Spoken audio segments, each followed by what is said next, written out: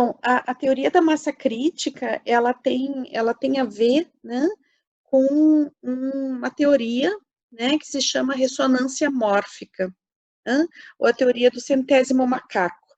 Daí, aqui tem o texto que eu queria ler para vocês. Então, teoria dos campos mórficos. Era uma vez duas ilhas tropicais, habitadas pela mesma espécie de macaco, mas sem qualquer contato perceptível entre si. Depois de várias tentativas e erros, um esperto símio da ilha A descobre uma maneira engenhosa de quebrar cocos, que lhe permite aproveitar melhor a água e a polpa. Ninguém jamais havia quebrado cocos dessa forma. Por imitação, o procedimento rapidamente se difunde entre os seus companheiros e logo uma população crítica de 99 macacos domina a nova metodologia. Quando o centésimo símio da ilha A aprende a técnica recém-descoberta, os macacos da ilha B começam espontaneamente a quebrar cocos da mesma maneira. Não houve nenhuma comunicação convencional entre as duas populações. O conhecimento simplesmente se incorporou aos hábitos da espécie. Este é uma história fictícia, não um relato verdadeiro. Numa versão alternativa, em vez de quebrarem cocos, os macacos aprenderam a lavar raízes antes de comê-los. De um modo ou de outro, porém, ela ilustra uma das mais ousadas e instigantes ideias científicas da atualidade, a hipótese dos campos mórficos, proposta pelo biólogo inglês Rupert Sheldrake. Segundo os cientistas, os campos mórficos são estruturas que se estendem no espaço-tempo e moldam a forma e o comportamento de todos os sistemas do mundo material. Átomos, moléculas, cristais, organelas, células, tecidos, órgãos, organismos, sociedades, ecossistemas, sistemas planetários, sistemas solares, galáxias. Cada uma dessas entidades estaria associada a um campo mórfico específico. São eles que fazem com que um sistema seja um sistema, isso é, uma totalidade articulada e não um mero ajuntamento de partes. Sua atuação é semelhante à dos campos magnéticos da física, quando colocamos uma folha de papel sobre um ímã e espalhamos um pó de ferro em cima dela, os ângulos metálicos distribuem-se ao longo das linhas geometricamente precisas. Isso acontece porque o campo magnético do ímã afeta toda a região à sua volta. Não podemos percebê-lo diretamente, mas somos capazes de detectar sua presença por meio do efeito que ele produz, direcionando as partículas de ferro.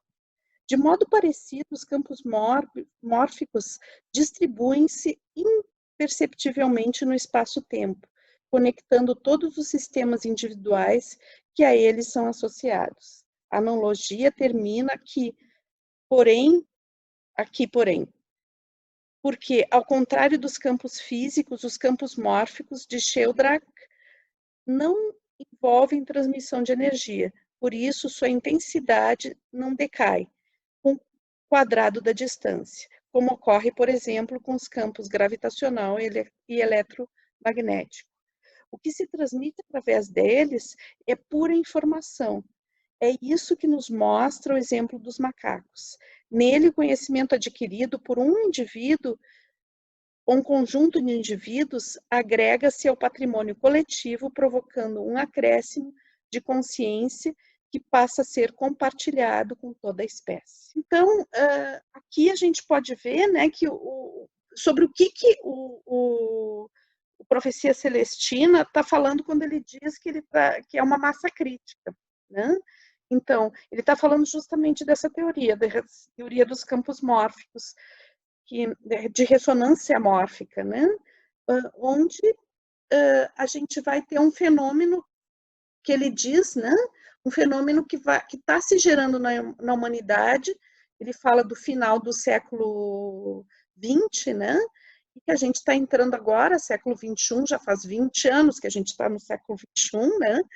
E que, bom, possivelmente esse fenômeno, né, que ele fala ali é uma ficção, né, mas que ele tem certo, não é por acaso que esse livro ele teve tanta ressonância assim para tantas pessoas, porque ele estava falando de alguma coisa que certamente não é só ficção, né? A ficção é a historinha que ele contou para chegar a poder trazer tantos conhecimentos, né? Mas na realidade ele está te falando de alguma coisa que possivelmente está acontecendo, né? Então, ao menos a gente está estudando isso, não é porque a gente está estudando uma ficção, a gente está estudando porque tem uma ressonância com cada um de nós, o que esse livro fala, né? E daí, então, junto com a questão dos campos mórficos, né, a gente vai ver a questão da sincronicidade, que tem a ver com o conceito de inconsciente coletivo de Jung, né? Então, que talvez essas duas teorias elas tenham uma coisa em comum, né? Que tem a ver com que na realidade a noção de que a nossa consciência, a nossa memória está dentro da gente, só está dentro da nossa cabeça, está dentro do nosso cérebro, é uma noção equivocada, né? Porque na realidade nós todos estamos interligados de alguma forma. Então, ambas as teorias elas vão falar de uma espécie de interligação e talvez elas estejam de certa forma falando da mesma coisa, né? Então, quando a gente vai falar que é outra coisa que traz muito livro, a questão da sincronicidade, é justamente isso. Nossa, eu pensei algo e aconteceu logo em seguida, né? E a sensação que eu tenho é que quanto mais desperto a gente está, mais a gente é capaz de perceber as sincronicidades que estão todo o tempo acontecendo, né? Não é o fato de a gente estar mais consciente ou mais desperto que nos faz ser mais sincrônicos. Eu acho que sempre existe sincronia, isso é uma opinião minha, né? Sempre existe sincronia o tempo todo para todas as pessoas. A diferença é que muitas vezes a gente não percebe, não valida, né? Não percebe. E a questão da intuição aí vem muito junto com a questão da sincronicidade, porque às vezes a gente sente algo, intui algo e não valida, né? E essa intuição tem a ver com algo que está se passando e que eu percebo num certo nível, às vezes não valido aquilo que eu estou percebendo, né?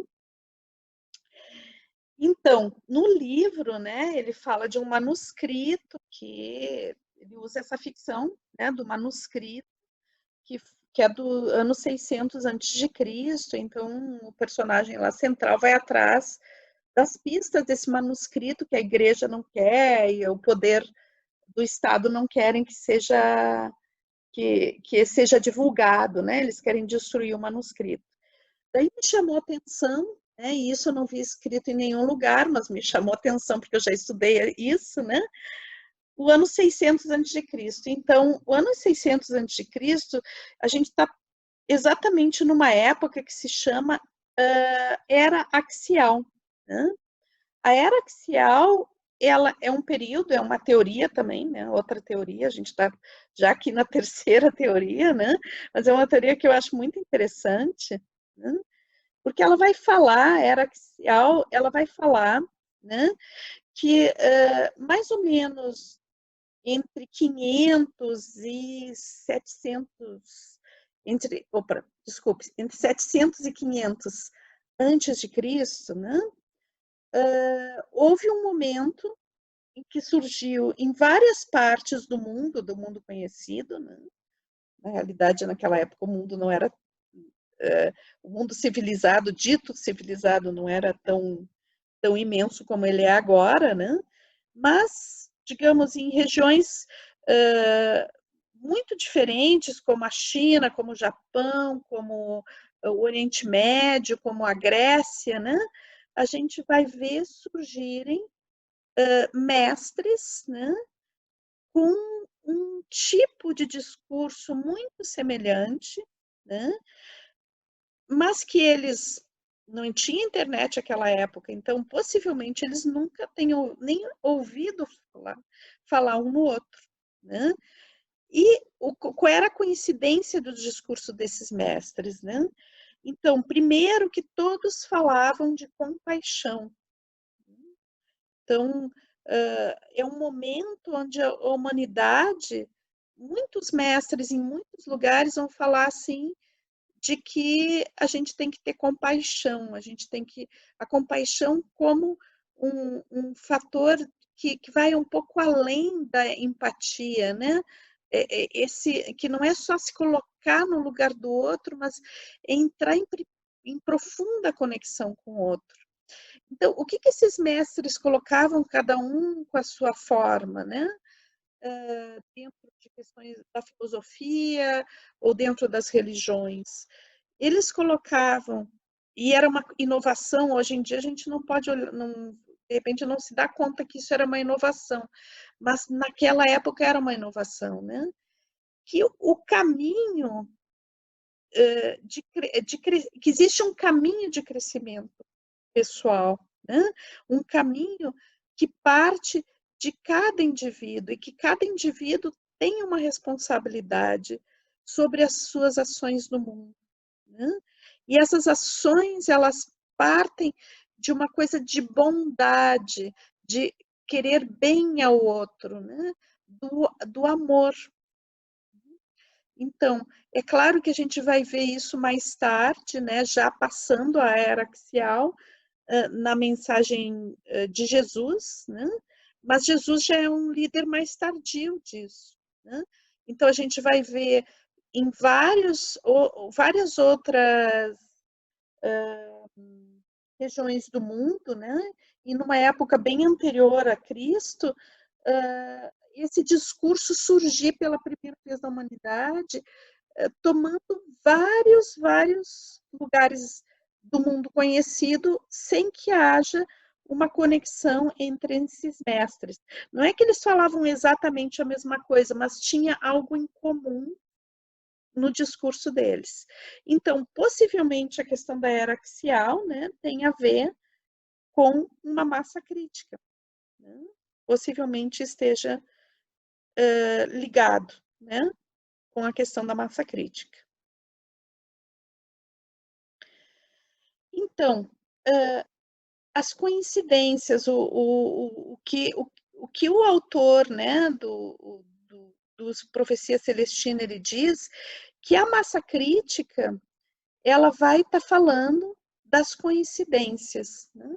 Então, que o mundo, cada vez mais pessoas estão validando, né, a questão da sincronicidade, da percepção das coincidências. Então, as coincidências sempre houveram, sempre existiu coincidência, só que as pessoas achavam que era bobagem, que foi uma casualidade. E o que o autor diz é que cada vez mais as pessoas começam a despertar e perceber que não são coincidências, que não são mera casualidade, né? E que na realidade não são exatamente coincidências, que as coisas estão interligadas e a percepção dessas ligações traz uma informação. Né? Então, qual é a massa crítica? Não é exatamente a coincidência, mas é a percepção, né? É a percepção e a validação. Então, o que o autor diz é que, na realidade, a gente está entrando numa época, né, onde as pessoas estão cada vez mais validando esse aspecto. Então, é uma ampliação da percepção de que estamos interligados. Quando a gente amplia a percepção de que a gente está interligado, né, e passa a validar isso, a gente já passa a agir diferente no mundo, né? As nossas reações, o nosso aprendizado é completamente outro quando a gente valida as coincidências, né? É diferente de me acontecer coisas e eu não validar, eu não ver tanto coisas positivas quanto coisas negativas, né? Então, às vezes me acontecem coisas e eu não consigo validar, né? Qual é a mensagem que existe por trás disso, né? Das coisas que que estão me acontecendo. Então, agora essa última vez essa última viagem que eu fiz para a Europa, né, foi uma coisa muito forte em nível de coincidências, né? E achei muito incrível, de uma sincronicidade muito grande, né? Porque eu reencontrei pessoas, uma atrás da outra, né? Mas assim, dava 2, 3 dias eu reencontrava alguém, de pessoas que de repente, não sei, não ficou muito bem fechado alguma coisa relacional, ou alguma coisa que tinha que ser falada, uma aproximação que tinha que ser feita, e de repente, uma atrás da outra começou a acontecer, né? Então, eu acho que se vocês olharem para a vida de vocês, né, vocês vão ver que existem coincidências, que é como a questão assim, que às vezes a gente fala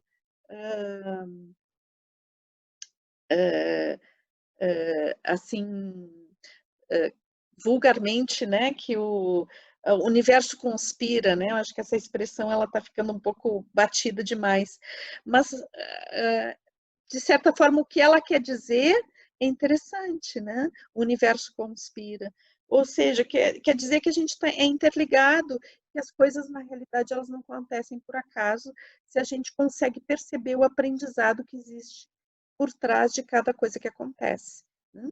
Então,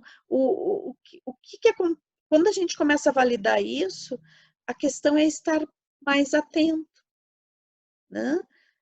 Eu me lembro que eu li um livro há uns anos atrás, que era um livro sobre aquele acidente que aconteceu nos Andes, né, que caiu um avião. Não sei se vocês se lembram dessa história, né? Então, que foi um pessoal, acho que eram uruguaios, né? Era um grupo de uruguaios, de jovens uruguaios que jogavam rugby, e eles pegaram um avião, né? Para ir, eu acho que jogar no Chile, não sei direito em que. Eu sei que eles tinham que atravessar os Andes. E, e tinha, assim, eles tiveram, se a gente lê o livro, é bem escrito esse livro. Essa história foi relatada por mais de um, mas eu não me lembro agora o nome de qual relatou a história, muito bem relatada, porque conta, assim, não só fatos, né, mas conta a reflexão que ele fez em cima desses fatos. E daí ele diz justamente isso, assim, que ele sente que eles foram tão avisados de que eles não tinham que sobrevoar os Andes, eles foram infinitamente avisados, e eles não deram bola para nada, porque eles tinham que ir para o tal do jogo, né, e que bom, então eles pegaram um avião, mesmo que eles tenham tido várias intuições e várias questões que dizia, não vão, esperem, esperem, esperem, não é o momento, né? E eles foram do mesmo jeito, e daí caiu o avião, né? E morreu um monte de gente. Eles sobreviveram, e é bem interessante toda a história desse o rapaz que sobreviveu, que hoje é um senhor, né? Toda a história dele, a passagem pelos Andes e tudo, né? Essa coisa que eles fizeram depois um caminho que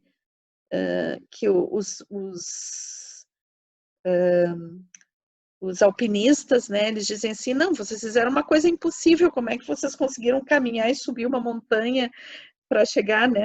E daí o autor ele diz assim, a gente conseguiu fazer porque ninguém tinha dito para a gente que era impossível, né? Então, traz várias reflexões. Depois, se vocês quiserem, eu posso ver direitinho o nome do livro e passar para vocês, tá? É interessante. Mas eu acho que é isso, né? Essa coisa de perceber que a gente tem mensagens, tanto dizendo vai, como dizendo não vai. E eu acho que a questão dos anjos também, né? Acho que aqui entra a questão dos anjos, como um arquétipo dos anjos, e que eu acho que os anjos são esses avisos, né? E que às vezes eles se materializam como pessoas também, né? Então, esse cuidado, esse sentir cuidado, né, pelo universo. Então, se eu consigo validar isso, que tem um universo que me cuida, tem algo que me cuida, né? A gente às vezes traz também esse termo assim, a gente dá trabalho para os anjos, né? É quando o que é dar trabalho para os anjos? É talvez não ouvir o que os anjos falam, né? É não estar atento, porque a linguagem dos anjos ela não é uma linguagem falada, é uma linguagem de sinais, né?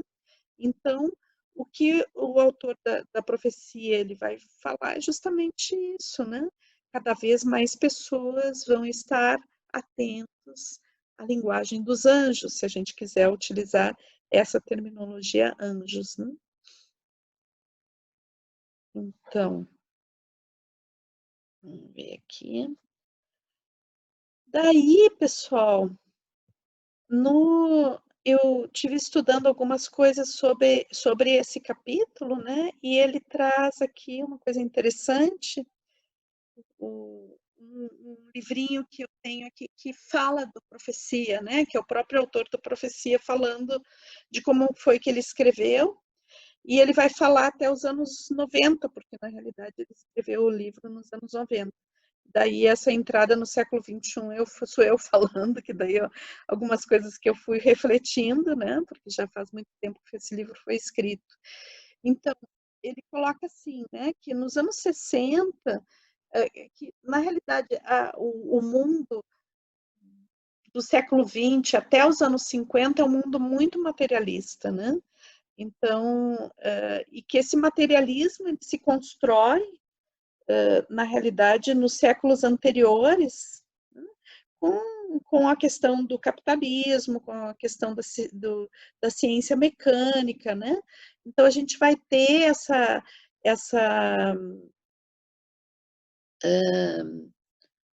essa visão, né, muito mecânica das coisas, uma visão, digamos, muito utilitária da natureza, né, das relações. Então, essa visão da questão da espiritualidade, ela começa, segundo esse autor, segundo o que ele percebe, né, começa nos anos 60. Só que ele diz, bom, os anos 60 é uma época linda, né, onde vem toda a questão de querer uma cultura de paz, de amor, né? Mas, na realidade, também é uma época, né, de que como se manifesta isso é muito através de um ativismo político, um ativismo pelos direitos humanos.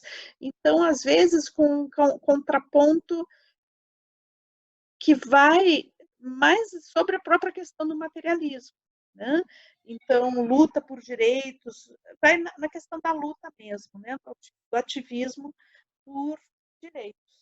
E que bom que tem um papel super importante isso, né? Mas que então, nos anos 70 é uma época que a gente vai ver o surgimento dos grupos de terapia, dos grupos de autoconhecimento, é um momento também que dentro da biodança, né? A biodança ela nasce nos anos 60, mas que ela vai começar a se desenvolver mais dentro desse processo histórico nos anos 70. Né? Então, essa busca por conhecer a si mesmo. Né? Então, passa para essa coisa do ativismo que vai para fora para alguma coisa que, bom, eu tenho que também, eu como indivíduo, tenho que fazer uma mudança interna, né? E daí, nos anos 80 e 90, a gente vai ter uma busca, por um lado, ele coloca 3 elementos, né? Então, que algumas pessoas vão buscar valores profundos, né? E essas pessoas que vão buscar valores profundos, elas vão buscar então, que ele diz que nessa época tem um renascer de algumas religiões, né? Então, porque muitas pessoas vão buscar pela via da religião e às vezes até mesmo religiões com uma mensagem bem retrógrada, né? Mas que as pessoas vão buscar vários, né? Vai ter um grupo de pessoas que vai buscar a resposta em religiões, né? Então, algumas dessas religiões sendo bastante, até num nível um pouco sectárias e tudo, né? Bom, depois a gente vai ter um outro grupo, né, de pessoas que vão buscar já uma maior sensibilização, uma visão mais espiritualizada, uma questão mais esotérica também, né? E depois vai ter um grupo, que talvez seja o maior grupo, né, que desiste, né? Então, tem esses dois grupos que buscam valores, né? Uma parte desse grupo que busca valores espirituais, né? Vai para as religiões tradicionais, para aqueles caminhos já conhecidos, e outro grupo que vai para um novo tipo de relação, um novo tipo de religiosidade, um novo tipo de relação com esses fenômenos espirituais, né? E depois um outro grupo, que é um grupo grande, que cai dentro, que já não busca mais valor nenhum, que cai dentro do consumismo e que, bom, fica perdido aí, né? Dentro de uma vida vazia e onde o sentido é produzir e consumir. Daí, então, ele vai falar até aí, né, o autor. Eu vou falar, então, um pouquinho do que eu penso dentro da questão do século XXI, né? Então, a gente já começa o século XXI com 11 de setembro, né? E, o ataque aos Estados Unidos. Então, aí, eu acho que aí a entrada do século XXI ela já é um choque, né? Já é um final de uma hegemonia, já é uma época de medo também, né? O medo do terrorismo, o extremismo de algumas propostas, né? A questão do Islã, o terrorismo, as, as várias versões da própria realidade, né? Mas a gente também vai ter movimentos sociais ascendentes, pequenos núcleos de movimento social ascendente, falando de coisas muito diferentes que antes eram muito difíceis de ser faladas. Então, hoje a gente vive em algumas partes do mundo, não em todas, né? Em algumas partes do mundo que não, onde essa questão do extremismo talvez não chegue tão profundamente, então uma liberdade, né, que jamais foi vivida também, uma liberdade de manifestação de diversidade, né? Mas também a gente entra na questão de uma crise ecológica muito profunda, né? Que é o que a Carlinha estava falando hoje, né? Dessa intuição dela como bióloga, de que a gente tinha que parar de alguma forma, né? E que bom, que ela achava que era por uma crise ecológica, mas na realidade, por mais que a gente esteja parado agora, a gente está numa crise ecológica e talvez o próprio vírus seja consequência dessa crise ecológica, né? Talvez sim, talvez não, né? É no século XXI que a gente chega no ponto de não retorno, né? A gente sabe que a gente está no antropoceno, ou seja, está numa época onde a pegada humana no planeta é uma pegada irreversível, né? A gente não sabe onde é que isso vai levar, talvez chegue a levar à extinção da nossa própria espécie, né? Esperamos que não, mas é uma coisa possível, mas não tem mais retorno dentro da nossa pegada dentro do planeta, né? Então, como que a gente vai viver por diante é uma questão importante, mas não tem como mais retornar. E também é a chegada, que em 2018 a gente pode colocar a data como o ano onde entrou uma coisa que a gente chama singularidade. Singularidade não é um termo psicológico aqui que eu estou colocando, a singularidade é o momento onde a inteligência artificial, né, ela pode se replicar sozinha. Tá? A partir de 2018, a inteligência artificial já não precisa de seres humanos para se replicar. Ela faz por si mesma. Tá? Então, é nessa época que a gente está vivendo. Não sei se vocês sabiam disso, mas isso já está acontecendo.